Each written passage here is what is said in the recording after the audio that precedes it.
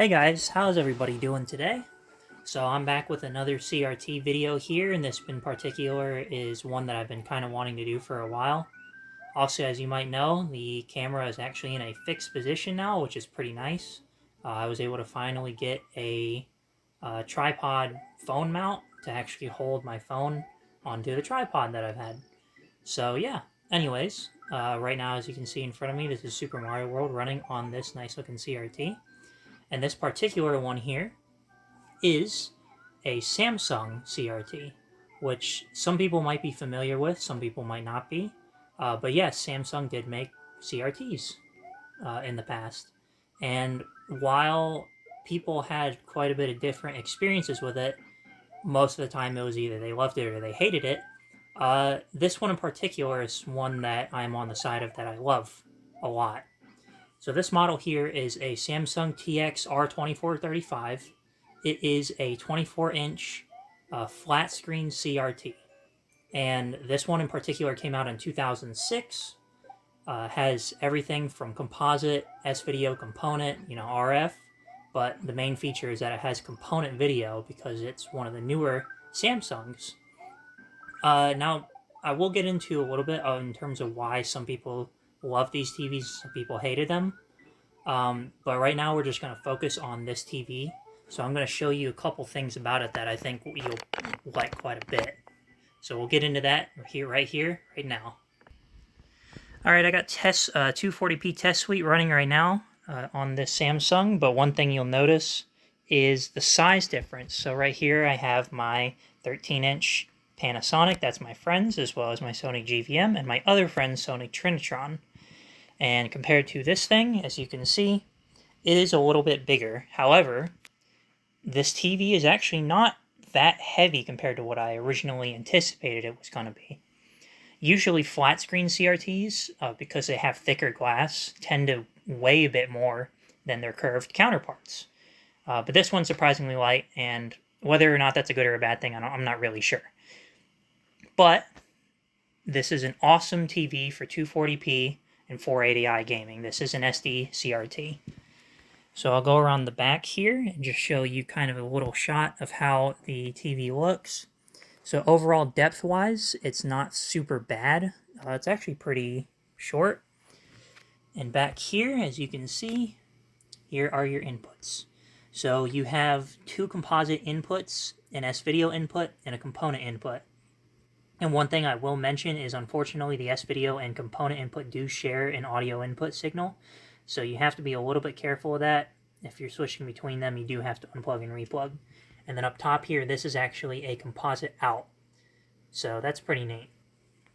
But anyways, let me talk a little bit about this Samsung and what makes this so unique. So these Samsungs are called Dynaflats. This was Samsung's lineup of flat screen CRTs as they developed over time. And Dynaflat CRTs, don't get them confused with Samsung Slim Fits, which were I think they were made around the exact same time. But Slim Fits differ in the fact that they have a much, much shorter back because they have a much wider deflection angle for the TV. Basically, they're just trying to make it as flat as, say, a flat screen LCD or so, while still keeping the CRT. Anyways, those ones got a really bad rep. The Dynaflats, however, they're quite a bit better in my opinion. And if I can get the camera to focus a little bit better, that would be nice. But anyways, so what makes a Dynaflat really unique, and the reason why I like them so much, is, in my experience, not only are they a bit newer, so they come with better video ports, or video inputs, such as component video, but they also tend to have better convergence and geometry and a lot of other features involving service adjustments that I have liked a lot on these things. And if you want to see any more of these, I also have two more Samsung Dynaflats besides just this one, if that goes to show you how much I like these TVs. Now, some of the problems with these TVs in particular, and this is not something that I in particular encountered, but might be something that you may encounter if you decide to ever get one. So like I mentioned, the user experience for these TVs are kind of weird It's usually a love-hate sort of thing. You either liked them a lot or loved them, or you hated them. And part of the reason why was because while Samsung made really nice TVs, they did, however, cheapen out a little bit on the internals. So capacitors are known to go bad a little bit quicker. Um, they start developing problems a little bit quicker than most CRTs. So you have to be a little bit more careful with them, in essence. However, if you get something like mine, which hasn't really been used all too much, you'll end up having a really good experience. So that's one thing that you need to keep a good note about. But these TVs ended up getting quite a bad rep. They were often kind of disregarded as the bargain bin CRT, one that you would get if you really kind of were desperate. But I really don't have that opinion at all. I mean, like I said, I've had 3 of these Dynaflats, and every single one of them has just been amazing to me. So that's why I wanted to show it off, because I wanted to show off the positive aspects of this TV. And if you were ever considering on getting one, especially if you see one on eBay or on Facebook Marketplace, you know, you can take a second word for it, and you can take, I guess, my opinion for it. But anyways, let's go ahead and take a look a little bit at the geometry and just show you kind of what this TV has to offer. Alright, so I got the monoscope pattern pulled up now, and I'm not sure if the camera is going to sync to the video. I don't think it is currently, considering I can see it turning blue right now.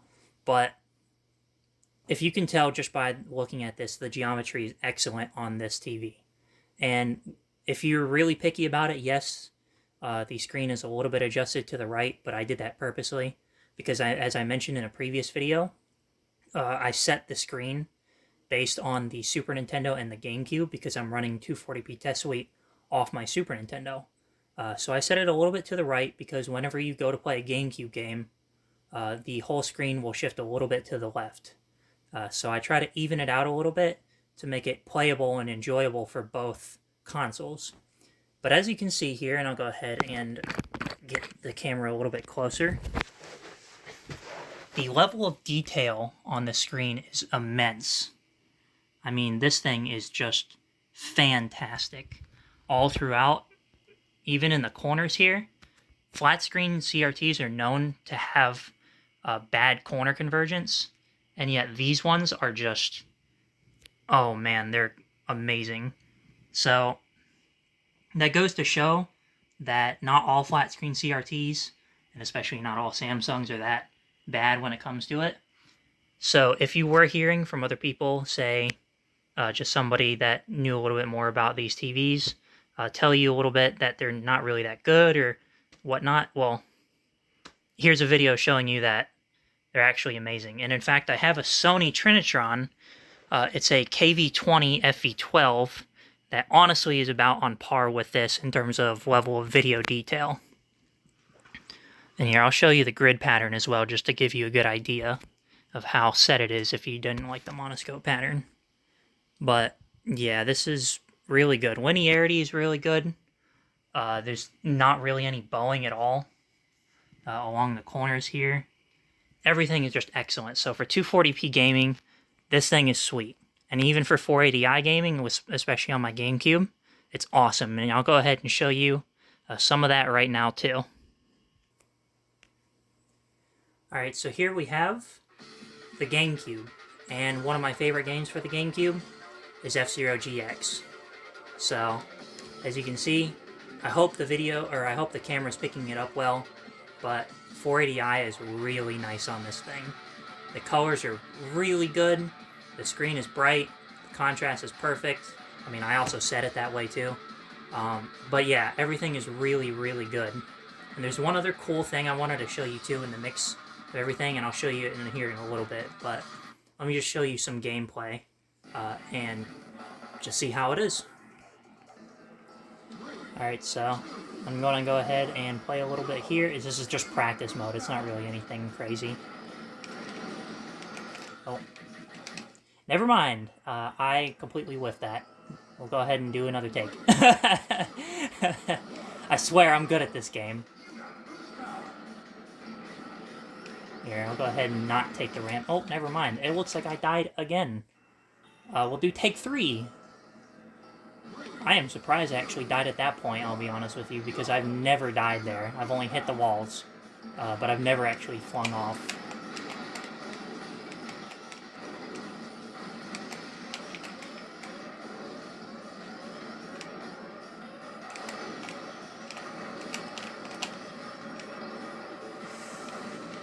Ooh, can I survive? Yes, I can.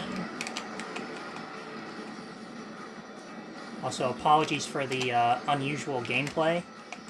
I am pretty good at F-Zero, but I don't think I'm very good when I'm commentating as well on top of it.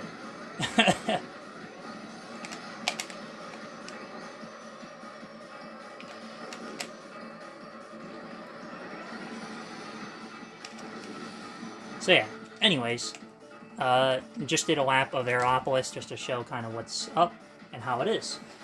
So if you really liked this video and you enjoyed seeing the Samsung, the Samsung Dynaflat TX-R2435, then go ahead and give it a like. Comment down below if you have this same TV or a similar TV like this.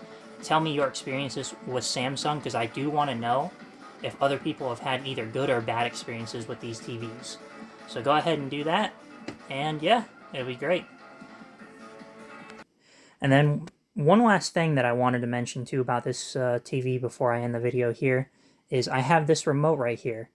So this remote is actually for a Samsung flat screen TV that I've had for quite a while. I think this is from like 2014 or so. What's really funny is I found out that Samsung has never switched their IR frequency. So you can actually take a very, almost brand new Samsung remote and use it on this CRT. So this is really helpful. I mean, a lot of people have Samsung flat screens, so if you end up getting a TV and you're missing a remote, just grab the flat screen remote here, and then you can just switch through sources pretty easily.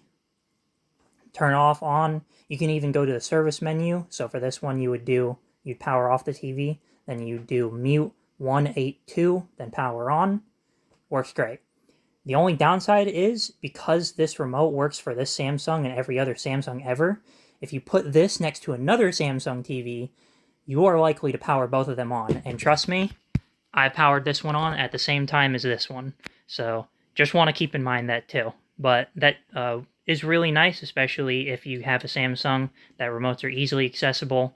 And if you ever wanted to toy with them, then you can do so. And if you want to as well, I can show you through the service menu for this. Service menu is super excellent on these TVs. They have a ton of adjustments. And if you're the kind of guy who likes to be more of a perfectionist when it comes to these things, even though I pity you because getting perfection out of a CRT is impossible, but it is fun, then you can easily do that with this remote.